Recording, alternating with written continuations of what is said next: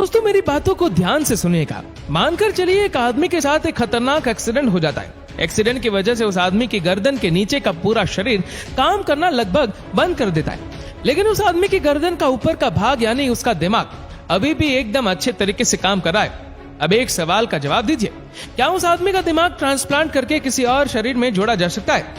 ये एक ऐसा सवाल है जो लंबे समय से दुनिया भर के वैज्ञानिकों के दिमाग को परेशान करके रखा हुआ है। उनका मानना है कि जब किसी आदमी का लिवर ट्रांसप्लांट हो सकता है, हार्ट ट्रांसप्लांट हो सकता है, स्किन ट्रांसप्लांट हो सकता है, एयर ट्रांसप्लांट हो सकता है, तो फिर किसी का दिमाग क्यों नहीं? शरीर के बाकी अंगों की तरह किसी इंसान के दिमाग को ट्रांसप्लांट करके किसी और के शरीर से क्यों नहीं जोड़ा जा सकता? इसी बात को सोचते हुए साल 1900 के दौरान एक ब्रिटिश वैज्ञानिक ने एक अलग नस्ल के कुत्ते की खोपड़ी को उसके शरीर से अलग करके दूसरे नस्ल के कुत्ते के साथ जोड़ दिया। वैज्ञानिकों को इस बात का पूरा भरोसा था कि जैसे ही सर्जरी पूरी होगी कुत्ता होश में आ जाएगा, लेकिन अफसोस कि वह ऑपरेशन के लगभग एक सप्ताह बाद भी कुत्ता होश में नहीं आया और पता चला उस कुत्ते की मौत हो चुकी है।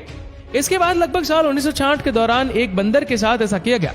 इस बार वैज्ञानिकों को थोड़ी सफलता मिली और हुआ ये कि खोपड़ी को अलग करके किसी दूसरे बंदर के शरीर के साथ जोड़ने के बाद बंदर होश में भी आ गया, लेकिन अफसोस कि बंदर का शरीर का कोई भी अंग काम नहीं कर रहा था और लगभग 9 दिनों के बाद उस बंदर की मौत हो गई। जिसके बाद लगातार इस विषय पर दुनिया भर के वैज्ञानिक शोध करते रहे कि आखिर किस तरह करके किसी इंसान की खोपड़ी ट्रांसप्लांट की जा सकती है। अब जो आगे मैं आपको बताने जा रहा हूँ उसे सुनने के बाद कहेंगे आप कि क्या ऐसे भी एक्सपेरिमेंट वैज्ञानिकों ने किए हैं।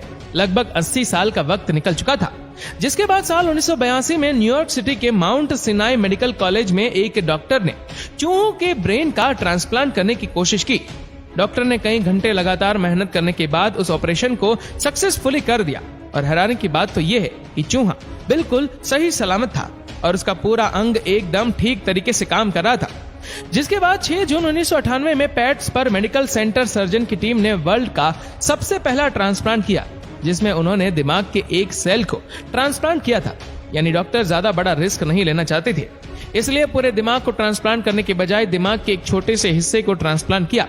ट्रांसप्लांट तो ठीक ठाक हो गया, लेकिन अफसोस की सर्जरी के दौरान किसी गलती के कारण एक 62 साल की महिला के दोनों पैर पैरालाइज हो गए। ये घटना साल 2013 की है, जब एक न्यूरोसर्जन के प्रोफेसर से कई लोगों ने ये बात पूछी थी कि जिस तरह से एक शरीर से लीवर निकाल कर ट्रांसप्लांट किया जाता है, क्या उसी तरह एक खोपड़ी को निकाल कर दूसरी खोपड़ी में नहीं डाल सकते? इस सवाल के जवाब में सर्जन ने कहा था कि इस तरह के ऑपरेशन फ्यूचर में जरूर होंगे, लेकिन अभी हमारे पास ऐसी टेक्नोलॉजी और साइंस डेवलपमेंट नहीं हुई है कि हम ऐसे ऑपरेशन कर सके। मस्तिष्क के स्पाइनल कोड में नर्व फाइबर को जोड़ना बहुत कठिन होता है। नर्व फाइबर का मतलब है दिमाग से निकलकर हमारे शरीर के छोटे छोटे अंगों तक बड़ी ही बारीक नर्व, जिसे हम अपने आंखों से नहीं देख सकते, वैसे नर्व्स जुड़े होते। उन सभी को काट कर वापस से जोड़ना अभी की टेक्नोलॉजी के हिसाब से हमारे लिए असंभव है। इसीलिए उन्होंने कहा कि स्पाइनल कोड मतलब कि रीढ़ की हड्डी की चोट इतनी नुकसानदायक होती है कि अगर मस्तिष्क को ट्रांसप्लांट करने में सफल भी हो जाए तो स्पाइनल कोड में लगने वाली चोट के कारण लोग जिंदा नहीं रहते, क्योंकि दिमाग को शरीर से संपर्क बनाने के लिए रीढ़ की हड्डी बहुत ही अहम पार्ट निभाती है। ऐसे में अगर दिमाग को ट्रांसप्लांट किया जाए तो सिर से जुड़ी हड्डी में चोट लग जाएगी और इतने बड़े ऑपरेशन को झेलने के लिए कोई बॉडी जल्दी तैयार नहीं होगी। इसीलिए ब्रेन ट्रांसप्लांट से पहले एनिमल टेस्ट किया जाता है और जब एनिमल के ऊपर ये रिसर्च हो रही होती है तो उसका पूरा परमिशन लेटर सरकार से लेना पड़ता है। ये प्रोसेस काफी लंबा होता है। आज भी उस प्रोसेस को सही से करना मेडिकल साइंस के लिए एक चुनौती है। इतना ही नहीं, किसी भी ब्रेन ट्रांसप्लांट कराने के लिए बहुत ही ज्यादा रुपयों की आवश्यकता होती है, लगभग $13 मिलियन। अगर भारतीय रुपयों में बात करें तो लगभग 9,620 लाख रुपए। इसमें लगभग 150 ऑपरेशंस होते हैं। इन सभी ऑपरेशंस में लगभग 36 घंटे का समय लगता है। इसमें सबसे इंपॉर्टेंट काम ब्रेन को फ्रीज करना होता है, जिसमें दिमाग के पूरे सिस्टम को रोक दिया जाता है और फिर दिमाग को मरने से बचा लिया जाता है। गर्दन और नसों को जोड़ने वाले ट्यूब्स को गर्दन में फिट कर दिया जाता है और फिर स्पाइनल कोड को काटा जाता है। यह सबसे मुश्किल काम होता है।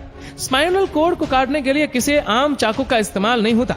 इसे काटने के लिए हीरे से बनी चाकू का इस्तेमाल होता है और अंत में मसल्स, नर्व्स और ऑर्गन्स को फिर से जोड़ा जाता है। ये काम ठीक उसी तरह होता है जैसे कपड़ों को सिला जाता है। ये काम बहुत ही मुश्किल होता है क्योंकि दिमाग इंसान के शरीर का सबसे इंपॉर्टेंट पार्ट होता है। ब्रेन ट्रांसप्लांट करना आज भी साइंस के लिए एक चुनौती बना हुआ है, क्योंकि इस वक्त पूरी दुनिया में अब तक ऐसा एक भी केस नहीं हुआ है। जब किसी एक इंसान की खोपड़ी को उसके शरीर से अलग करके किसी दूसरे शरीर के साथ फिट किया गया हो।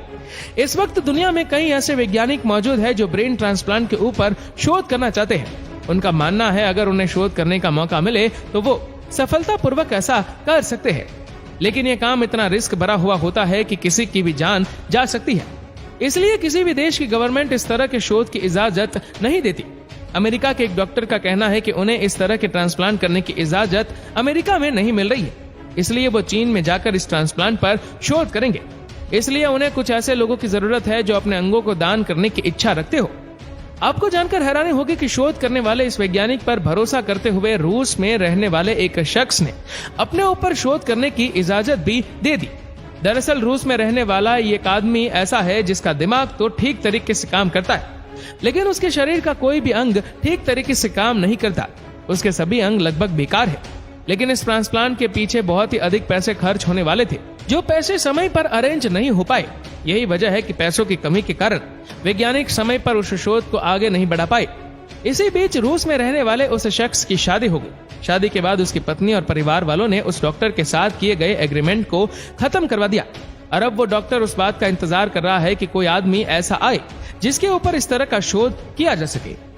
दोस्तों, जाते जाते आपको बता दें, ऑर्गन ट्रांसप्लांट किसी को नई जिंदगी देने का जरिया है। अगर किसी इंसान का कोई अंग खराब हो जाता है तो उसके उस अंग को ट्रांसप्लांट करके उसकी जिंदगी को बचाया जा सकता है। लेकिन आपको जानकर हैरानी होगी, हमारे देश में किडनी के लिए 4 साल, लिवर के लिए 2.5 साल और हार्ट के लिए 2-2 साल की वेटिंग लिस्ट है, क्योंकि कोई भी मृत्यु के बाद अपने चहेतों का अंगों का दान नहीं करना चाहता। बात अगर राजस्थान की करें तो सिर्फ राजस्थान में 20,000 मरीजों को किडनी, 25,000 को लिवर और 8,000 को हार्ट की सख्त जरूरत है। लेकिन सरकार की कई कोशिशों और लाखों रुपए खर्च करने के बाद भी पिछले 2 साल में हालात और बिगड़े हैं। शायद आपको यकीन ना हो, लेकिन इतनी भारी डिमांड होने के बावजूद भी साल 2018 में सिर्फ 4 ट्रांसप्लांट हो पाए और साल 2019 में सिर्फ 1 ट्रांसप्लांट। दोस्तों, अक्सर हमारे कुछ लोगों की मृत्यु इस तरह से होती है जिनमें उनका दिमाग शरीर से पहले मर जाता है। ऐसे इंसान के शरीर के अंग जैसे कि किडनी, हार्ट और लिवर जैसे अंग किसी दूसरे इंसान को नया जीवन दे सकते हैं। आपको जानकर हैरानी होगी कि देश में प्रति 10 लाख पर सिर्फ 30 और राजस्थान में प्रति 20 लाख पर महज 1 डोनर ही मिल पाता है।